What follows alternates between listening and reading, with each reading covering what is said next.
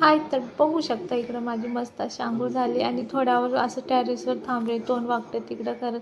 कारण माहिती आहे का, अंघोळ केलं ना मला स्वयंपाक करायचा खूप कंटाळा येतो. सकाळी बघा आमच्या घराच्या बाजूला सगळीकडे मस्त मस्त बंगलेच नाही आहे, बिल्डिंगीच आहेत, नुसत्या बिल्डिंगी. काय सांगायचं, माझं लग्न झालं ना तेव्हा सगळं मोकळं होतं, आता बघा किती भरले. मग असं मस्त एवढा मोठा पिठाचा गोळा बनवला आणि आज भाजी मस्त, असं भाजीचं काही एवढं जास्त छान नव्हती, होती पण छान नाही होती, म्हणजे कशी होती चला दाखवते. मस्त अशा घेतल्या चपात्या करायला, भाजी झाली होती मस्त अशी भाजी. बघा पहिलं मी काय केलं होतं, रात्री दही लावली होती.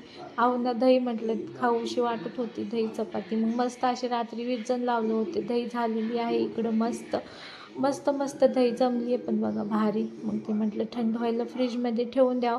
मग फ्रीज थंड ठेवायला घेतलं आणि इकडं बघा मस्त अशी मी ही भाजी बनवली होती. चणा डाळ आणि गवारची भाजी एकच नंबर लागते.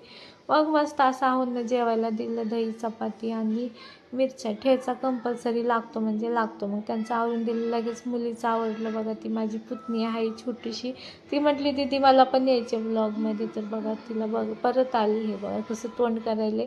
मला दीदीच म्हणतात माझ्या जावची मुलं सगळे. मग तिचं आवरलं आणि इकडे मस्त असं टिफिन भरायला घेतला पोरीचा माझ्या छोट्यावाल्या.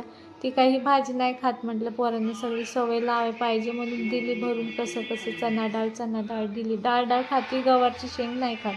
मग तिच्यासाठी मस्त असा टिफिन भरला, हे बघा असा मस्त मस्त टिफिन भरला.